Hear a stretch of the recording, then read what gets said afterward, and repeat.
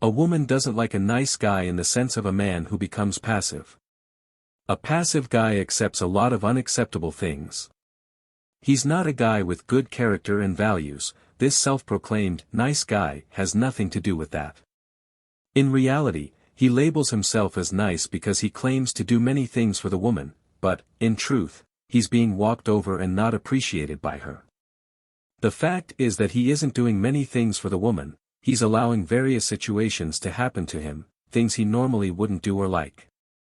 He lets this happen because he believes that by diminishing himself, the woman will like him. However, in reality, the woman wants a guy who is, at the very least, on equal footing. Otherwise, she'll admire you from bottom to top. What the guy does is lower himself, accepting to participate in a program or outing that, deep down, he didn't want. He lowers himself by seeing the woman doing something that hurts him, that causes pain and harms his morals and honor. However, he lets it go and does absolutely nothing. If he keeps tolerating it, allowing her a lot of freedom, she won't feel like he's trying to hold her back and will still stay with him.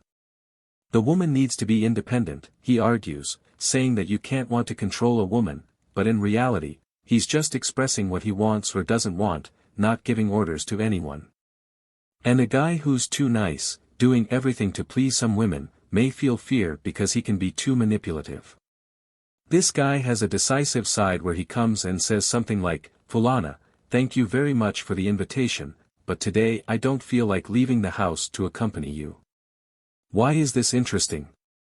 Perhaps because this guy who can say a simple no to a trivial invitation is one in 30, 40, 50 guys she knows. He has the courage, which I mention, to be able to refuse an invitation politely, not refusing just for the sake of refusing. If the guy feels like going out, he will because he wants to. But if he doesn't feel like it, it's okay. It happens that many guys are afraid of not accompanying their girlfriend due to her insecurity, fearing she might be attracted to another man, and infidelity might occur. Or because friends and people may end up mocking him for declining a girl's invitation, even doubting his sexuality for not accepting an invitation. Of course, it's fine to make an exception for your girlfriend, your partner on certain occasions, or take advantage of an opportunity to meet a nice person. But we're talking about you really not knowing how to say no. In situations that really displease you, that you're not being yourself, that you're suppressing yourself to please another person. And when you do that, you have to be careful because you're inclined to be false. Falsehood is living a life and doing some things to show a character that you're not in reality. It seems like it's camouflaged with good intentions, and it is, but it's still a false attitude. Guys have to realize that there is a shadow of themselves in that. You're not that nice guy. You're acting with two masks, accepting to do something for the woman that, deep down, you think is crap, but you're still doing it. Look at the incongruence, falsehood camouflaged as something good. And you have two problems, you're deceiving and being false with the other person, and the worst part is being false with yourself. Not that you're doing it on purpose with malice. Maybe you don't even realize it, many times, we don't notice.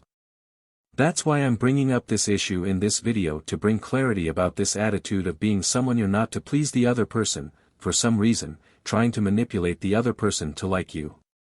Maybe for your ego, maybe out of your need, the fear of being alone, thinking you won't find someone better, thinking you're not interesting enough. You might think you're manipulating and winning, but you're the one being manipulated, living a life that isn't yours, living a character that isn't you. That's why manipulative people are scary. But in this case, the real terror and fear are of you giving up your life.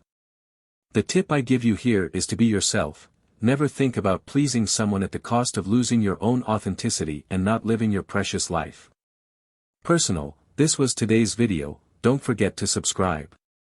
A strong hug and goodbye.